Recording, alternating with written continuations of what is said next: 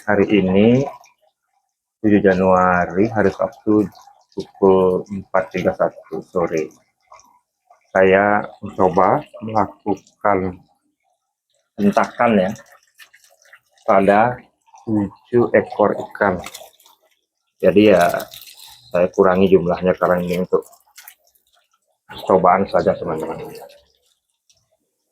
Nah, saya coba beri cacing beku. Sebelumnya ini ikannya belum pernah makan cacing beku ya teman-teman.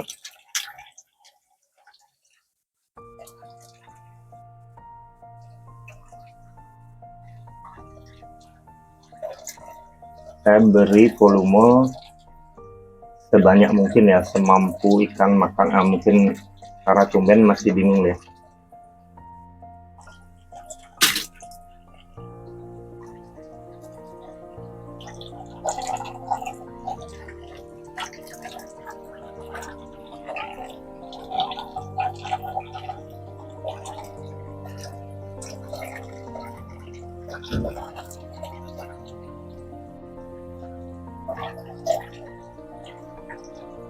Kita coba lihat hasilnya besok ya teman-teman ya. Kira-kira apa saja perubahan yang terjadi. Ini nampak ikannya sehat ya. Kalaupun terjadi perubahan besok, mungkin untuk bisa kita lihat perbedaannya teman-teman ya. Oke, sekian dulu videonya, saya potong, kita lanjutkan besok.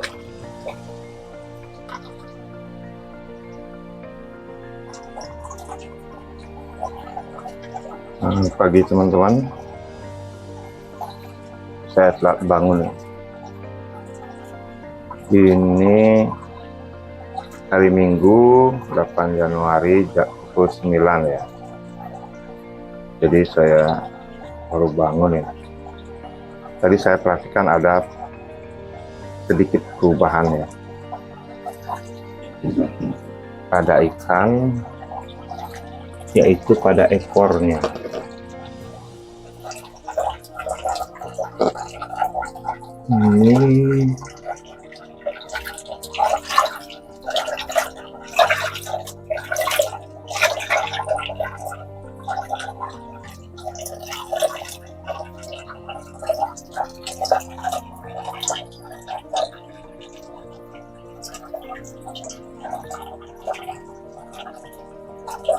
Ini dulu ya.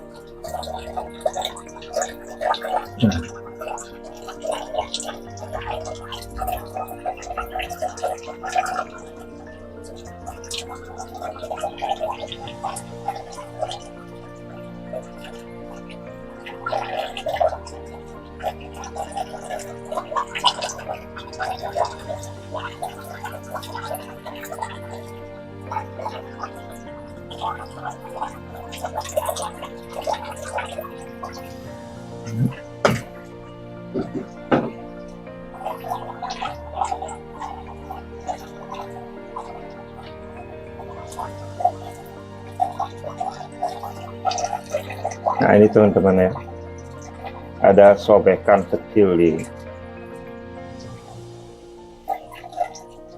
bagian ujung ekornya. Seperti ini. Sebenarnya rata-rata mengalami, tapi kecil-kecil sekali teman-teman, jadi kurang kelihatan. Ini ada sobekan kecil sekali di kiri, bagian kiri ekor.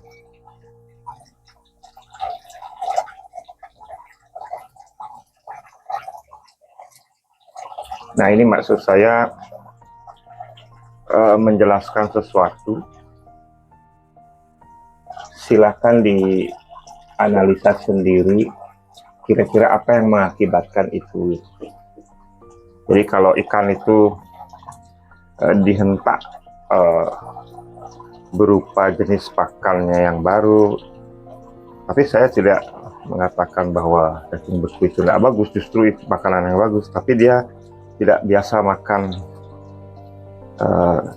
model cacing beku, belum pernah gitu maksud saya. Dan secara volume juga agak saya tingkatkan. Kadang-kadang teman-teman ada yang mengalami tiba-tiba mata membesar sebelah atau hal-hal lain. Jadi ada pengaruh perubahan kalau perlakuan kita berubah begitu teman-teman ya. Nah ini video saya potong dulu, mau ngopi pagi dulu teman-teman.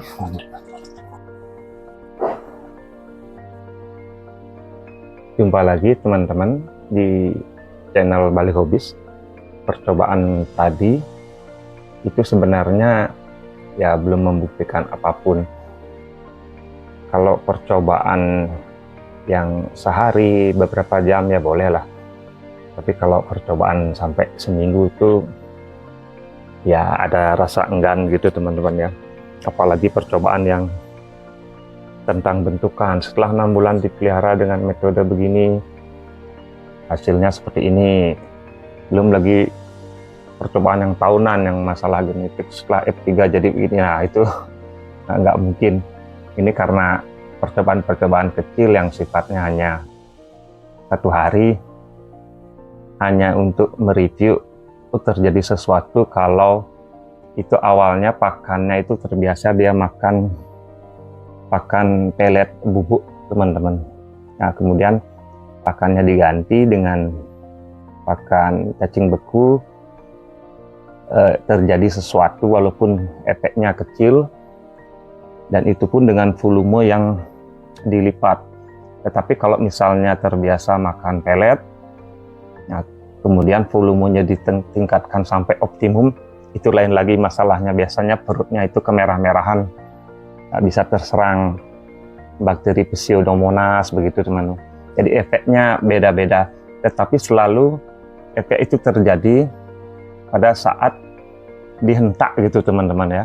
Jadi kalau sebaliknya, misalnya pakan seharinya itu satu kelompok ikan dalam satu feeding itu misalnya 1 gram, nah, terus tiba-tiba dikurangi jadi setengahnya gitu misalnya, nggak masalah dia. Apalagi 0 gitu puasa gitu, jadinya dipuasakan nggak masalah. Masalah itu sering terjadi pada saat peningkatan volume makan. Nah jadi sebenarnya di sini saya punya 3 kunci di perikanan. Salah satunya adalah tentang kestabilan teman-teman. Baik itu kestabilan parameter air maupun pakan. Nah, 10 konten video kami yang di awal ini akan berusaha mengarah ke sana. Jadi ke kestabilan, yaitu berusaha memelihara ikan itu sekonstan mungkin begitu. Nah, setelah kita tahu dasar-dasar memelihara ikan, akan ketemu poin yaitu menguasai air di tempat kita masing-masing gitu. Jadi sebenarnya nggak penting kita mahir banget, tuh nggak penting. Yang penting kita menguasai air di tempat kita, itu poinnya yang tahap paling awal gitu teman-teman. Nah ciri-cirinya bagaimana? Nah, jika dalam 1 tahun tidak pernah terjadi masalah. Karena apa? Karena diasumsikan 1 tahun ini sudah melewati berbagai musim gitu ya.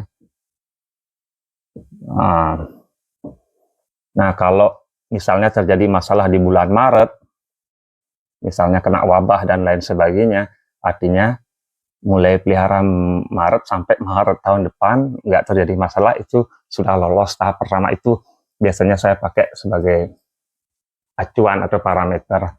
Nah kemudian kalau sudah bisa lolos, tentu ada 5 tahun, 5 tahun tidak ada masalah gitu ya. Jadi karena ada musim buruk yang sifatnya tahunan, ada musim terburuk dalam 5 tahun terakhir begitu istilahnya. Nah, tentu di sini juga nggak bisa kita optimum, karena yang namanya ikan kan nggak masalah mahir pelihara saja, tapi di sana ada faktor-faktor genetik bawaan ikan. karena ikan itu memang bawaannya lemah dan seterusnya teman-teman ya. Nah, yang penting sebenarnya kuncinya itu membiasakan, yang pertama itu membiasakan membedah ikan mati maksud saya ya. Nah, misalnya kita punya ikan mati di bawah 4 jam, nah, itu bedah saja isi dalemannya itu teman-teman.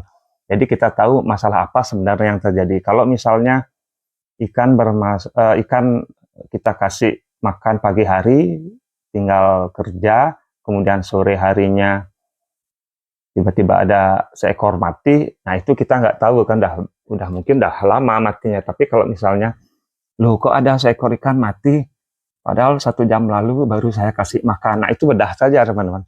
Nah, semakin sering kita melakukan itu, kita akan makin tahu sebenarnya masalah-masalah ikan itu sebagian besar adalah masalah internis. Nah, di sini saya mau menjelaskan masalah internal apa saja yang biasanya terjadi pada ikan. Nah, kemudian tips yang kedua, kita rajin membaca tugas akhir atau skripsi mahasiswa perikanan itu biasanya teman-teman. Ya, karena apa? Karena kalau kita nonton YouTube kan enak, mudah gitu ya. Tetapi yang teruji sebenarnya kan skripsi itu, karena di sana ada ahlinya, dosen penguji, dan sudah terbiasa melakukan itu, jadi bisa dipertanggungjawabkan dan hasilnya itu detail sekali biasanya begitu teman. Nah, yang ketiga yaitu rajin mengukur parameter air, karena tanpa mengukur kita biasanya hanya menduga-duga gitu teman-teman. Jadi kalau saya pakai yang barang murah-murah saja model begini deh teman-teman ya. Nah, jadi pH meter gitu, pH meter, kemudian nah ini termometer nih cuma 15.000 nih, tapi akurat sekali dia. Nah, kalau pH ini biasanya kita kan alat-alat ukur itu bosan pakainya teman. Misalnya ada kondisi air itu kan tidak selalu stabil, naik turun gitu ya. Kemudian kebetulan kita ukur di sini, berikutnya ukur sini, sama segitu-segitu aja. Jadi malas kita gitu teman-teman ya, ukur lagi. Nah, itu perlu rasa ingin tahu yang tinggi. Kalau dulu saya misalnya ukur air hujan gitu teman-teman ya. Jadi setiap ada hujan, sorong ember. Nah, lama-kelamaan kita tahu air hujan itu beda-beda pH-nya gitu teman-teman. Ternyata hujan-hujan pertama cenderung asam gitu. Sampai saya bikin kesimpulan sendiri kalau di Denpasar awannya datang dari selatan misalnya, cenderung pH-nya tinggi. Kalau dari barat laut begini gitu. Jadi itu penting untuk memenuhi rasa ingin tahu begitu awalnya teman-teman ya. Jadi lama-kelamaan kita bisa makin banyak tahu, kita kan perlu belajar terus, karena tidak mungkin pengetahuan itu bisa instan kita tahu semua tanpa mempraktekkan. Jadi ada teori, bahkan teori-teori itu kadang kita membantahnya gitu ya. Oh enggak, kalau menurut saya begini karena saya pernah lakukan percobaan seperti ini, begitu misalnya teman-teman. Karena kalau nggak rajin mencoba ya kita biasanya hanya menduga-duga gitu sering ya. Nah, kali ini saya mau lanjut ya, mendeteksi organ dalam ikan melalui sirip-sirip. Nah, ini saya nggak bisa gambar ya, bagus ya, anggaplah seperti itu ekor itu ya. Nah, ini anggaplah ekor ikan itu seperti ini. Nah, ini ekor ganda atau sepak 4 ya teman-teman. 1, 2, 3, 4, itu sepak 4 maksudnya ya, pada ikan mas koki. Nah, selain sirip dada, itu bisa dideteksi dari bagian sini nih, mudah sekali mendeteksi organ-organ dalam ikan itu. Kalau menurut saya, karena apa? Kalau sebenarnya mungkin dorsal itu bisa juga, cuman dorsal, sirip perut itu karena media saya sering top view begitu ya, jadi agak jarang memperhatikan di daerah itu. Kalau di ekor itu jelas sekali dia, teman-teman. Misalnya karena ikan itu ya, dia itu kan menyalurkan energinya ke seluruh tubuh seperti yang pernah saya jelaskan itu. Dia ada sistem saraf untuk menyalurkan energi. Jadi nah ini tambahan keyakinan saya saja. Yang pertama itu banyak membutuhkan energi untuk mencerahkan warna ya. Jadi ikan itu perlu energi besar untuk mencerahkan warna. Nah, kemudian, misalnya kalau koki ini kan punya sifat bunglon ya teman-teman. Jadi kalau misalnya kita bawa ke kolam dengan dasar dinding yang gelap, misalnya kolam berlumut, airnya jernih, dia cenderung cerah warnanya. Nah, tapi bagaimana kalau kita bawa ke tempat terang, ya otomatis energinya itu hemat untuk pembentukan warna begitu, seperti itu. Tapi ya warnanya kurang cerah begitu.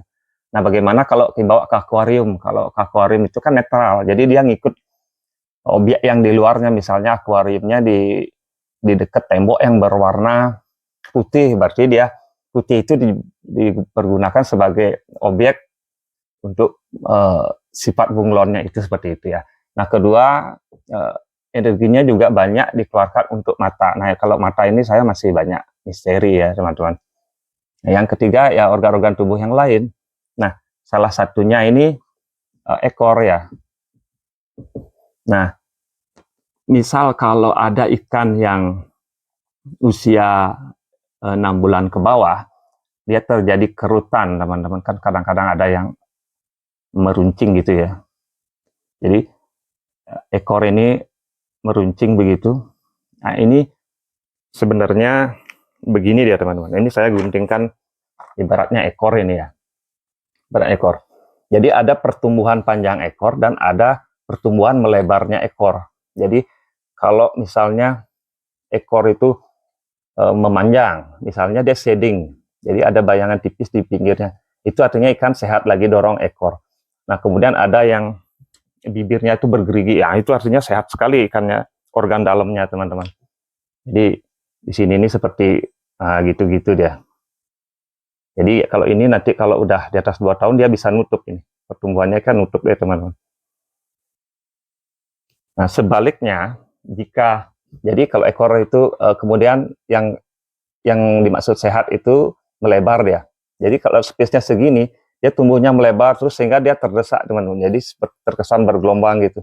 Jadi nah ini akan membentuk ekor mewah istilahnya, dia bergelombang begitu dia karena melebar terus pertumbuhannya. Nah, sebaliknya jika energi yang tersalur ke ekor tiba-tiba terhenti atau terhentinya secara perlahan, nah dia akan mengencang begitu sehingga sering terjadi sobekan di bagian bibir ini. Nah, biasanya di sini dia sobek dia, gitu. Nah, sobek karena itu jadi ada keyakinan kalau dulu kenapa ikan saya mudah sobek ekornya gitu. Kalau dulu itu bahkan ada di buku bahwa hindari ornamen tajam yang seperti itu ya silahkan itu. Tapi sudah berkembang sekarang ada keyakinan orang itu karena kelebihan mikroorganisme di air begitu misalnya ya silahkan itu. Tapi kalau saya punya keyakinan yang agak berbeda karena ini menyangkut energi yang tersalur. Jadi begitu ada hentakan di bagian organ dalamnya, itu pengaruhnya ke sini, teman. Makanya sering dia sobek terus nambah sobek. Nah, apabila parah, ya, misalnya ini sobek. Nah, kalau biasanya terjadi di sini ini mengkerut ya teman-teman, mengkerut. Nah, mengkerut gitu ya. Antar sobekan tuh mengkerut dia gitu. Nah, jadi ini ciri-ciri ikan mengalami masalah pada fungsi ginjal dan hati biasanya. Jadi ikan keracunan tingkat ringan dalam jangka panjang dia akan beruncing karena ini mengkerut sebenarnya yang terjadi. Terutama bagian sini ini kelihatan mengkerut ya teman. Jadi sini nih mengkerut sehingga bentuknya begitu dia jadinya. Meruncing begitu lama-lama dia. Nah, itu sebenarnya masalah organ dalam gitu teman-teman ya. Nah, kemudian kalau ini sudah banyak sobek dan ini mengkerut, nah biasanya itu sulit diselamatkan karena sudah disfungsi hati istilahnya teman-teman. Bahkan ada yang rontok ini kalau keracunan itu tingkat tinggi, dia akan putus-putus ekornya itu teman-teman. Kalau mungkin ada teman-teman yang punya kasus ekor terontok, biasanya sulit dah ini selamat gitu teman-teman ya. Jadi itu sekelumit tentang kita mendeteksi dari sirip atau ekor ikan, mendeteksi kesehatan organ dalam. Jadi yang paling poin organ dalam ikan itu adalah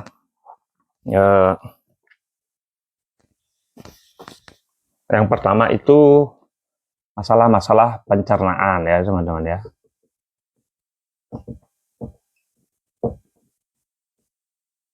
Yang kedua, ya fungsi ginjal dan hati. Jadi hati ikan itu termasuk hewan yang besar fungsi hatinya berbanding dengan tubuhnya ketimbang makhluk-makhluk darat. Karena apa? Karena dia hewan air, mudah sekali terkontaminasi racun di sana gitu. Karena toksisitas air itu yang paling labil biasanya naik turun. Jadi yang kerja berat itu adalah ginjal dan fungsi hati ya teman-teman ya.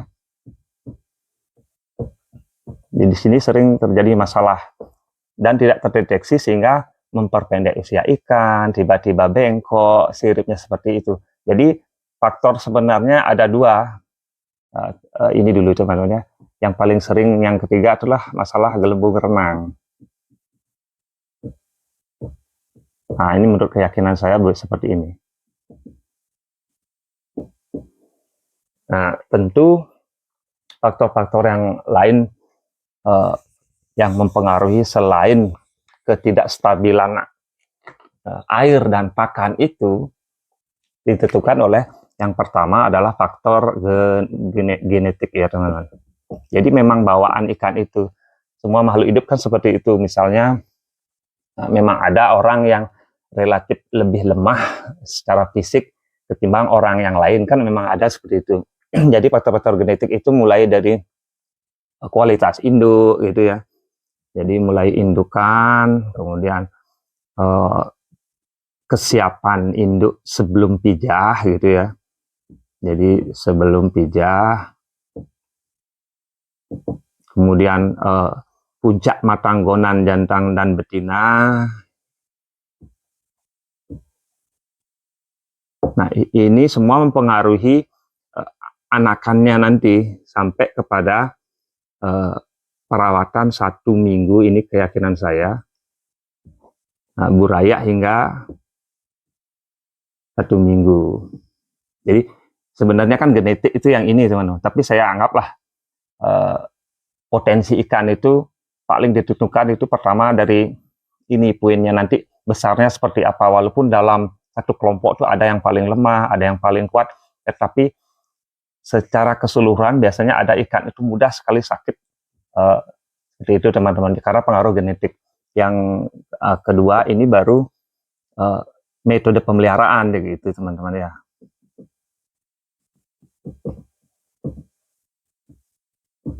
Nah, di sini yang saya maksud dengan masalah-masalah kestabilan itu penting kita tahu.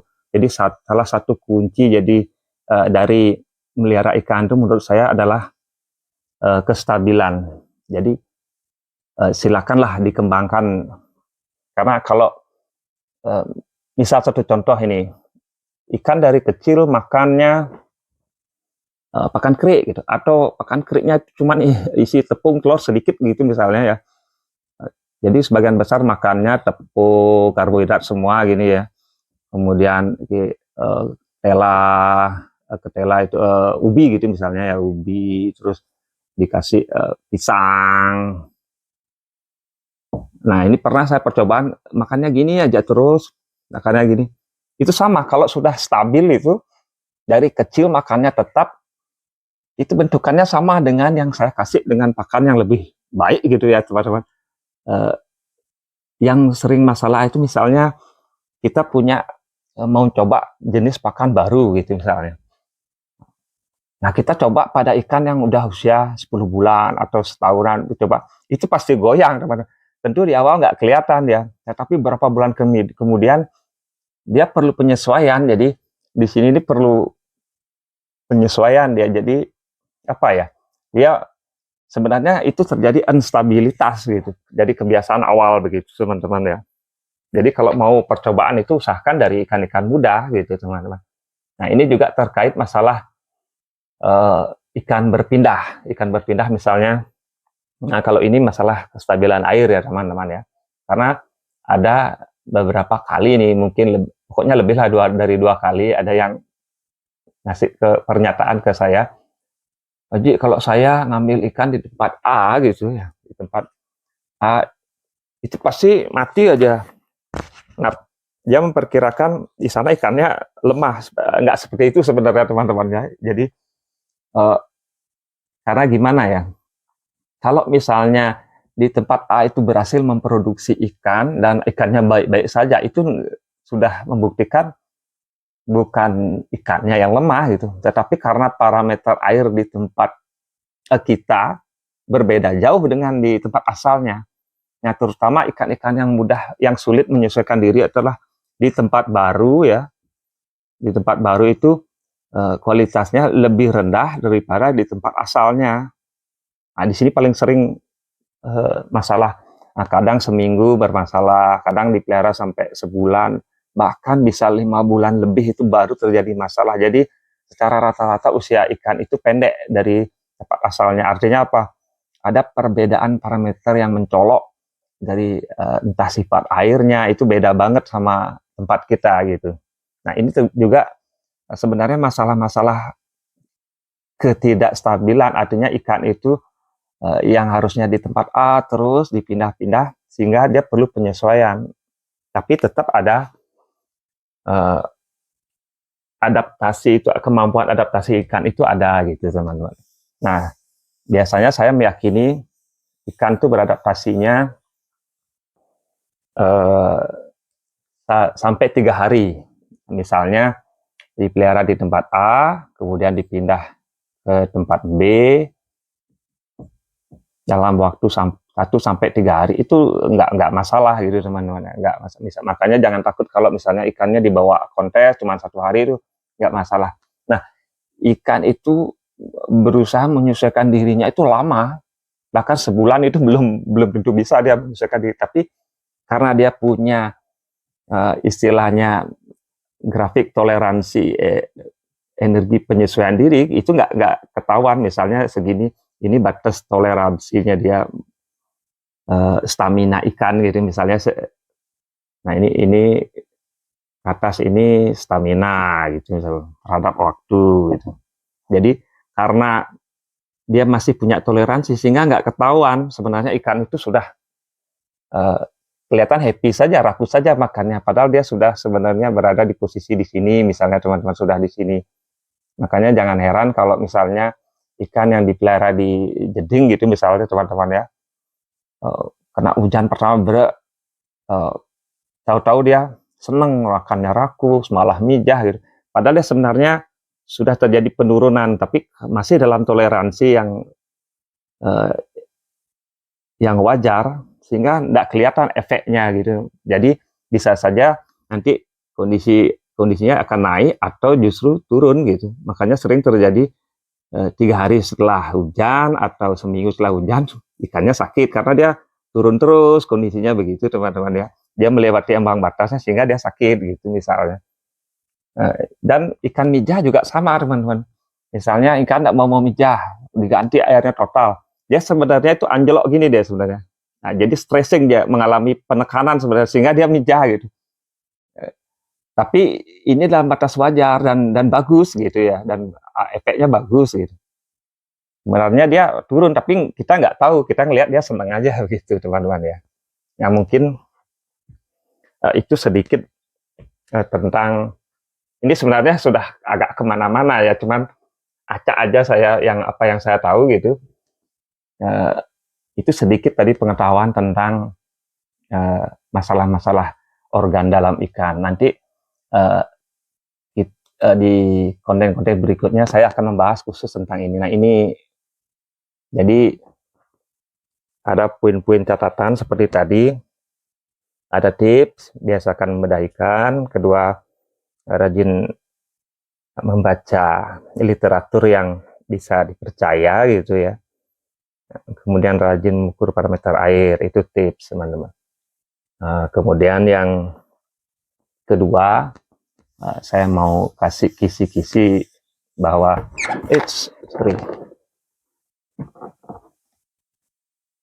bahwa ada 3 hal yang utama, tapi nanti itu di konten berikutnya saja teman-teman ya, biar nggak terlalu panjang dan membosankan itu. Nah, ini ikan perform gitu ya, ikan kuat.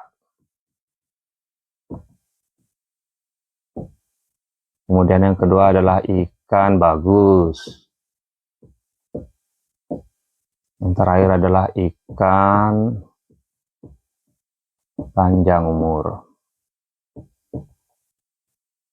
Nah, selalu masalah-masalah pemeliharaan itu terkait 3 hal ini. Biasanya orang konsennya zaman sekarang di sini teman-teman ya.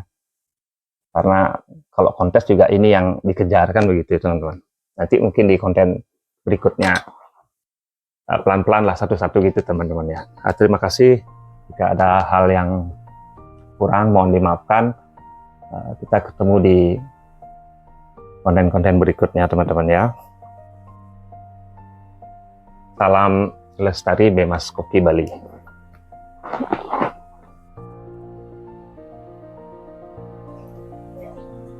Nah, ini teman-teman, kebetulan ada ikan yang ekornya sobek. Nah, 2 hari yang lalu sobek 1, jadi nambah.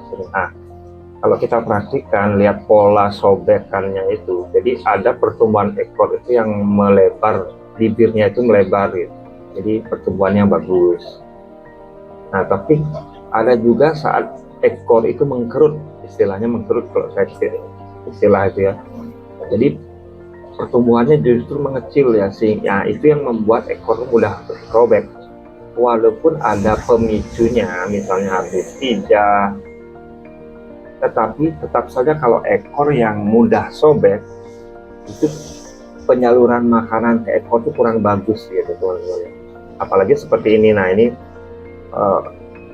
dia sebenarnya mengalami gangguan internal ya, terutama biasanya fungsi hati ya. Fungsi hati itu ginjal sama fungsi hati itu mempengaruhi biasanya, istilahnya keracunan tingkat rendah. Jadi energinya nggak bagus, biasanya sulit panjang. Jadi sulit panjang usia ikan karena apa? Karena kalau misal di karantina, nah begitu diberi obat-obatan, ini kan nggak ada parasit ya, kelihatan mungkin. Dikasih obat-obatan ya tambah keracunannya kan gitu. Jadi memang masalah internal, jadi nggak semua bisa dengan mudah disembuhkan begitu. Jadi istilah genetiknya ya mungkin saja dia ikan yang terlemah di antara saudara-saudaranya, atau bisa jadi dalam satu angkatan itu ikan kita rata-rata lemah semua karena berpengaruh itu pasca pijat, sebelum induk mijah, semua berpengaruh itu, sampai rawatan buraya sampai seminggu, semua berpengaruh. Makanya sering sekali kalau ada generasi yang lemah itu ya hampir semua sakit kan gitu teman-teman. Nah, jadi jangan putus asa. Bisa jadi kalau induk yang sama itu dipijah, satu saat bisa ngasilin anak yang kuat-kuat lagi seperti itu. Jadi kalau yang model-model begini ini ya kita berusaha gitu ya, bisa di karantina boleh, tetapi dia bisa sampai sembuh bisa. Biasanya kalau saya bawa yang begini, model-model begini ke tempat-tempat yang lebih natural gitu teman-teman. Bahkan kadang saya taruh di air hijau gitu. Itu pun prosesnya sangat panjang kalau mau sembuh sempurna.